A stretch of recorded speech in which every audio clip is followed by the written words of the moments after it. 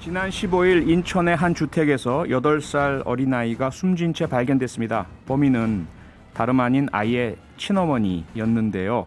범죄의 재구성, 오늘은 이 충격적인 내용을 짚어보겠습니다. 한국형사정책연구원 승재현 연구위원 나와 있습니다. 어서 오세요. 네, 안녕하십니까.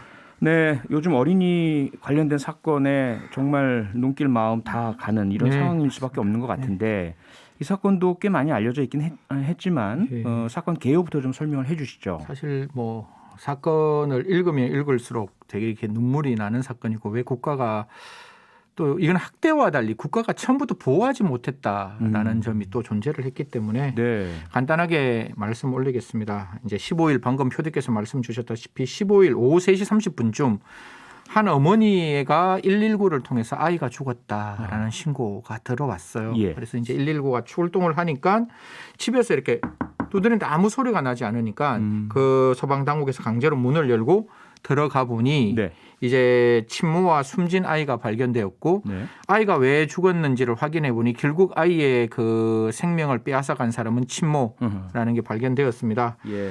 아이가 죽은 지 한 일주일 정도 방치가 되어 있어 가지고요. 참 이 8일 동안 일주일 동안 과연 어떠한 일이 있었는지 좀 국민들께서 굉장히 많이 궁금해하시고 또 그 결과들이 국민들에게 굉장히 큰 슬픔과 안타까움을 불러일으키고 있습니다. 이건 이 8살 어린이가 숨진 것은 1월 8일로 현재까지는 알려지고 있고요. 신고가 이뤄진 것은 일주일 지난 15일. 그리고 결국 그래서 이 어머니는 어린이를 살해한 혐의로 경찰에 구속이 됐잖아요. 그리고 기소 의견으로 검찰에 송치가 된 상태고. 사실 여기서 이제 뭐 국민들께서 사실 이 어머니도 조금 극단적인 선택을 했던 부분들이 조금 있기는 있어요. 그러면 도대체 이걸 왜 구속까지 하느냐라는 이제 질문을 오늘 아침에 제가 받았거든요. 아, 그래요? 이런 상황인데 치료를 해줘야지 왜 좀 이런 상황에서 구속을 하느냐라고 이야기하길래 치료받고 퇴원하고 구속된 거 아니에요? 그렇죠. 이제 그러니까 이 상황 자체가 이렇게 멘탈이 굉장히 불안정할 수 있을 때 저희들이 구속이라는 제도를 통해서 이 어머니가 또 다른 극단적인 선택을 할 수 없도록 애당초 처음부터 저희가 이렇게 딱 이렇게 뭐 관리할 수 있는 제도를 만들었기 때문에 이 구속은 범죄의 죄질도 평가되었지만 이 친모에 대한 어떤 그 정신적 불안을 통해서 또 다른 어떤 그 불행한 사태를 막기 위한 하나의 어떤 의도가 아닐까 그렇게 조심스럽게 추측합니다. 일단 구속된 어머니가 살해했다는 자백은 한 것으로 좀 알려져 있는데 그래도 말에만 의존할 수 없잖아요. 국과수에서 어린이 시신에 대한 부검을 실시했지 않습니까? 그러면 그 부검 결과 살해 방법, 동기, 사망 원인 이런 것들이 좀 밝혀졌나요? 사실 뭐 아까 우리 표디께 말씀드렸지만 한 일주일 정도 이제 그 사체가 방치되어 있었기 때문에 사체의 부패가 매우 심했다라고 해서 국과수에서는 그냥 1차적인 외관 관식으로는 정확한 사인을 확인할 수 없어서 정밀 감식을 이제 하겠다라고 이야기했기 때문에 한 2주 정도 걸릴 것 같아요. 그래서 그 사이에 아이의 그 사망의 원인, 사망의 뭐 시각 이런 것들이 조금 더 구체적으로 수사 당국에 알려질 수 있다 이렇게 말씀드리겠습니다.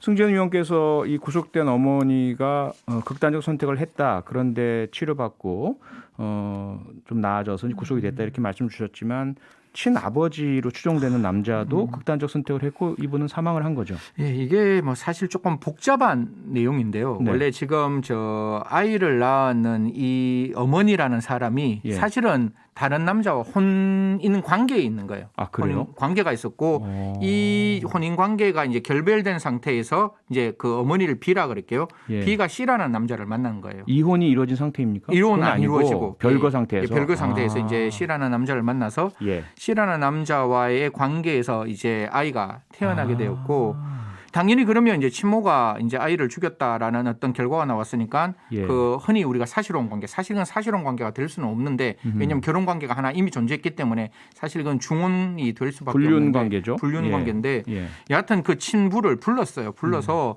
아이가 이렇게 사망했다라고 이야기를 하니 그 친부가 정말 가족에게 미안하다라는 이유를 이제 밝히면서 극단적인 선택을 했다라고 또 밝혀져서 참 마음이 되게 좀 그러니까 이 친아버지는 이 당시 아기가 사망할 당시 현장에 있지 않았다는 얘기네요. 몰랐다는 이야기고 나중에 경찰로부터 사망 소식을 듣고 나서 극단적 죄책감 선택을 때문에 자기가 잘못했다라는 이런 거. 정말 여러 가지로 가슴 아픈 사건인데요. 그런데 더 충격적인 게 이 8살 된 맞습니다. 아기가 출생 신고조차 안 되어 있었다면서요. 그러니까 이게 아까 말씀드렸다시피 이미 A라는 그 원래 남편이 있었고 네. B라는 그 여성이 C라는 남자와의 관계에서 아이가 이제 태어나다 보니까 네. 기본적으로 이 아이를 신고를 못 했는 거예요. 왜냐하면 이미 이 원래 남편 사이에 이야기도 할 수 없었고 네. 그다음에 이 아이를 원래는 그 이 남자와의 관계에서 출생했다고 신고할 수도 있는데 네. 이 둘 관계는 흔히 말해서 사실혼 혹은 불륜이라고 어허. 말할 수밖에 없는 부분이라서 사실 이 어머니 지금 이제 우리가 신고를 했는 이 엄마의 네. 입장에서는 아이를 죽인 엄마 입장에서는 그 아이를 그냥 8년 동안 정말 존재하지 않는 아이로 아하. 신고하지 않고 정말 우리 모든 보건에 있어서의 복지에 있어서 사각지대에 아이를 놓고 8년 동안 아이를 키우게 되는 거죠. 아니 우리나라에 그래도 많이 복지 제도가 발달을 해서 맞습니다. 아기가 태어나면 여러 가지 접종이라든지 의료보험. 또는 뭐 아동 수당이라든지 지원 제도들이 많이 있잖아요. 또 초등학교 의무교육 이런 의무교육도 것도 있죠. 있고 어린이집 유치원 그런 그 예. 돌봄에 대한 지원도 이루어지고요. 누리과정이라고 해서 맞습니다. 그 모든 교육비 다 주고 그런데 아예 등록조차 하지 않으니까 어떠한 지원도 못 받는 상태라 이 말씀이잖아요. 그렇죠. 이게 국가가 알아야 뭔가 스크리닝을 해서 아이에게 지원을 해줄 수 있는데 이게 예. 정말 영어로 unvisible, 보이지 않는 상황, 투명 인간이 되고 투명 인간이 되어 있는 상태네요. 이게 뭐 국가도 너무 황당한 거죠. 아이가 분명히 태어났는데 예. 우리의 시스템 안에서는 이 아이는 존재하지 않는 허허. 관계라서 이게 저기 좀 아니 이게 2021년 대한민국에서 이런 일이 있을 수 있는지 예. 8921님 듣다가 이제 문자를 보내주셨는데 사실혼 관계의 출생자들도 폭넓게 출생 신고 인정해 주거나 할 수는 없는지요. 그렇다면 생부 쪽으로라도 등록할 수 있었을 것 같은데 할 수는 있잖아요, 그렇죠? 이거를 제가 오늘 뭐 가정법원 판사들하고 진짜 오면서 한 예. 1시간 가까이 이야기를 했었는데 예, 이게 원래 생부가 있잖아요. 원래 네. 그 결혼했는 남자가 있잖아요. 예. 그럼 혼인 중에 태어나는 아이는 이 남편의 아이로 추정받는 거예요. 추정받죠. 그렇죠. 법적으로는. 예, 결혼했으니까 예. 당연히 그 부인은 남편과의 동서, 그러니까 결혼 관계에 의해서 아이가 태어났다라고 보는 거니까 지금 태어나는 이 아이는 원래 C라는 그러니까 불륜 관계에서 사실혼 관계에서 태어났지만 예. 이 아이는 결국 A라는 남편의 아이로 되어 있으니 친부가 아닌 법적인 엄마의 남편. 엄마의 남편으로 예. 되어 있으니까 이 C라는 사람의 입장에서는 이 친상 관계를 부인하는 소를 제기해야 되는데 그렇죠. 그게 사실 C라는 아버지 입장에서는 그걸 알 수도 없는 입장이고 모르는 상태이니까. 그리고 원래 나의 아이가 아니더라도 나의 아이라고 하는 걸 인지라 그러잖아요. 네. 나의 아이야. 내 호적에 올려줘. 내 호적에 올려주려면 딴 사람의 아버지가 없어야 되는 거잖아요. 그렇죠. 그럼 이 관계가 이제 부정돼야 되는데 네. 이걸 부정해놓지 않았으니까 그 친부의 입장에서는 나의 아이라고 나의 호적에 정말 올리고 싶어도 지금 대한민국 법적 제도로는 그 결혼 관계의 법률론에서 만들어진 태어난 아이는 그 아버지, 그 결혼 관계의 아버지라는 게 그러니까 지금 너무나 확고해서 매우 복잡하게 말씀을 해주시는데 그냥 이거를 어른들 이야기잖아요. 또 법적인 부분이고. 네. 근데 아기의 입장에서 보자면 말도 안 되는 이야기입니다. 그렇죠. 나는 아무런 잘못 없이 말도 안 되는 태어났는데. 이야기예요. 이 어머니가 잘못입니다. 네네. 그렇지 않습니까? 본인이 맞습니다. 어떻게든 그 자기 남편에게 이야기를 해서 혼인 관계를 깨고 이혼을 해서 이혼을 하든지 예. 아니면 아예 그런 뭐 친자 관계 부존재 소송을 통해서 제기해서, 예. 아예 친부 쪽으로 올리든지 이런 네네네. 걸 했었어야지. 네네. 그러니까 이 어머니가 답답하네요. 너무나 무책임했다라고 보이는 거죠. 그러니까요. 예. 그런데 이 극단적 선택을 한 친부, 이 생부죠. 네네. 생물학적인 아버지는 딸을 엄청나게 아꼈다면서요. 그렇죠. 뭐 사실 이제 이게 사실 홍길동과 비슷한 거잖아요. 나의 아이인데 나의 아이라고 이야기할 수 없는 그런 어떤 상황에서 예. 정말 되게 이렇게 택배 일을 하면서 여러 가지 어려운 상황이었지만 촘촘히 돈을 모아서 아이의 이제 그 양육비 그다음에 생활비 이런 거를 대었다고 이야기를 해요. 예. 그래서 어떻게든지 아까 출생신고를 조금 하고 싶어서 백방으로 노력했지만 네. 제가 이 부분이 조금 아쉬운 거예요. 그렇게 아버지가 그렇게 백방으로 노력했으면 네. 뭐 이거는 뭐 제가 정확하게 어떻게 됐는지는 모르지만 좀 법원이나 알려지게 되죠. 예, 알려줘서 행정당국에. 예, 이런 정도는 이거 지금 친생 관계가 있으니까 이걸 먼저 부인시켜라. 네. 그러면 뭐 우리나라에 여러 가지 어떤 그 도움을 줄 수 있는 법률 구조 공단들이 있으니 예.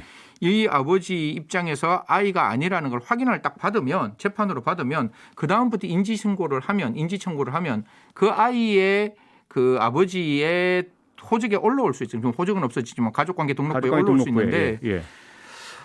그런 것들이 국가가 좀 이야기를 해주지 않았다라는 거는 그러니까요. 또 너무 관행적으로 사건을 처리하였지 않았을까. 좀 그 아버지 그 친부의 마음을 조금만 이해했다면 사실 조금 이렇게 방법을 알려줬으면 어떨까라는 생각은 아니 근데 지울 수가 방법을 없어요. 알려주는 문제가 아니고요. 저는 너무 답답한 게 제가 이제 영국에서 5년 있었고 미국에서 1년 교수 생활을 하다 와서 그쪽 사정을 좀 아는데 뭐 법적으로도 따져봤고요. 이런 일이 만약에 유럽이나 미국이나 이런 곳에 일어났다고 하면 바로 아동보호국에서 데려갑니다, 아이를. 예. 그리고 이 3명의 예. 친모와 생부와 법적인 아버지는 아동학대죄로 조사를 받고 책임 유무에 따라서 다 처벌받을 수밖에 없어요. 맞습니다. 이거 말이 안 되는 이야기입니다, 이거는. 근데 이것을 그 생부가 여러 종류로 가서 알아보고 행정당국에 얘기했는데도 그냥 방법만 알려주고 전혀 어떤 구호 조치를 하지 않았다는 거 이거는 시스템의 붕괴입니다. 이거 제가 우리나라 왜 그런 그- 거죠? 어떻게 돼 있길래 이런 거죠? 그러니까 이 출생신고가 오로지 그 어머니 아버지의 권한으로만 되어 있어요. 그러니까 권한? 아이를 출생했다 할지라도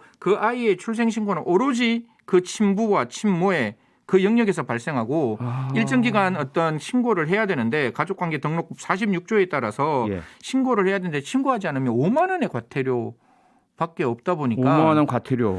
뭐 사실 이게 신고라는 게 그 부모들의 어떤 대를 이어주는 부분도 있지만 그 아이의 복지적 차원 저는 표디의 말씀에 100% 공감하는 게 아이가 국가의 그러니까 시스템상에 태어났다라고 봐야지 그 아이에 대한 복지가 만들어지는 거잖아요. 예. 그걸 사실 부모가 해주지 않았다는 거는 부모가 아이에 대한 방금 말씀 주신 대로 네. 명백한 학대라고 보는 거죠. 그 아이에게 국가가 줄 수 있는 모든 혜택을 부모가 출생신고를 하지 않음으로써 8년간 학대한 거예요. 8년간 맞습니다. 학대입니다. 예. 이 생활 자체가 다 학대일 수밖에 없는데 이게 저는 너무 그러니까 어른들의 시각으로만 모든 것들이 이루어져 있다. 이게 너무 안타깝고요. 그런데 오늘도 비슷한 일이 있었잖아요. 네네네. 자녀 2명을 낳고도 출생신고를 하지 않은 30대 부부. 네네.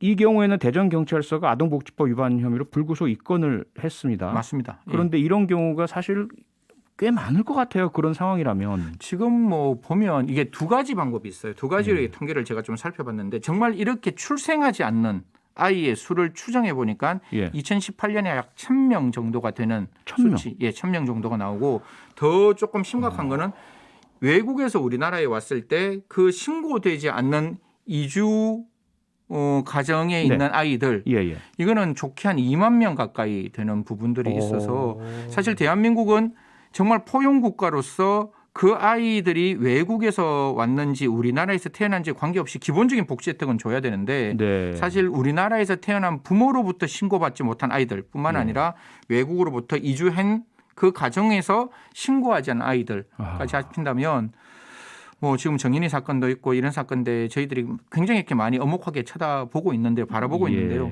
좀 이런 부분도 반드시 고쳐져야 한다라고 생각합니다. 그러니까요. 앞서도 말씀드렸지만 미국 뉴욕주의 경우에는 모든 아동이 5일 내에 반드시 등록이 돼야 하고 뭐 독일 뭐 여러 나라 다 마찬가지입니다. 영국, 스위스, 프랑스 다 마찬가지인데 의료기관이든 병원이든 어느 곳이든지 간에 출생을 담당하고 관리하는 모든 기관은 바로 네네.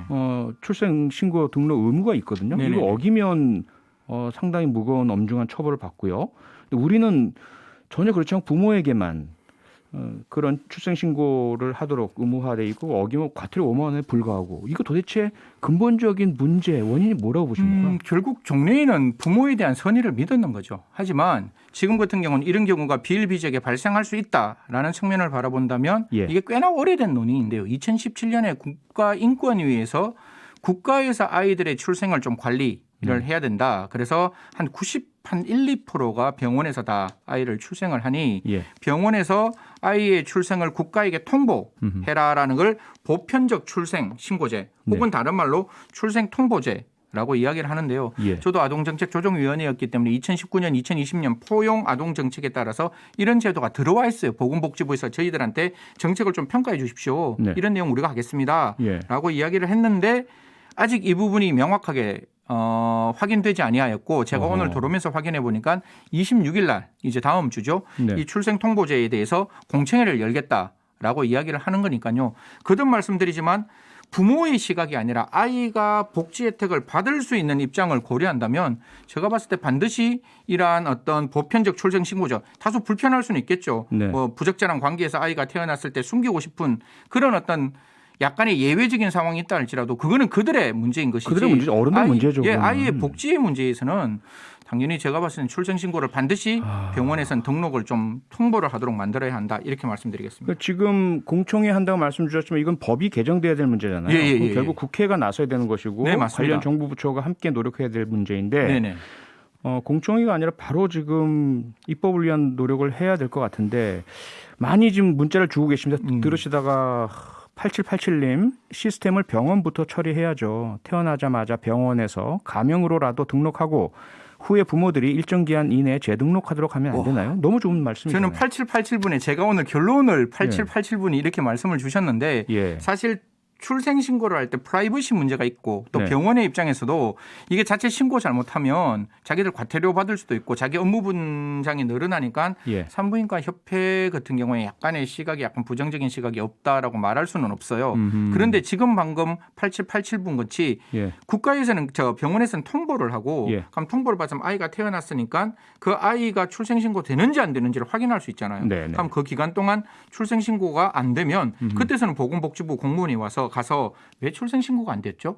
이게 이런 관계였다. 저 부적절한 관계에서 태어난 아이다. 그러면 앞에 있는 친생 그거 부인하세요. 그리고 이 남편한테 이거 인지하세요. 그렇게 해서 아이가 반드시 등록될 수 있도록 그래서 네. 복지적 혜택을 받을 수 있도록 만들어야 한다. 그렇게 생각합니다. 네, 국제사회에선 보편적으로 출생신고가 아동의 기본 권리로 통합니다. UN 아동권리협약에는 아동은 출생 직후 등록되어야 한다라고 규정하고 맞습니다. 있죠.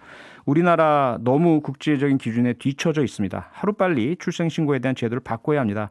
국회에 계신 분들 다른 많은 것들 있으시겠지만 이 문제 빨리 좀 해결해 주시기를 부탁드려야 될 것 같고요. 범죄 재구성 오늘은 여기까지 하겠습니다. 승재현 위원이었습니다. 고맙습니다. 네, 감사합니다. 평일 저녁 6시 5분에 여러분을 찾아갑니다. MBC 라디오 표창원의 뉴스 하이킥.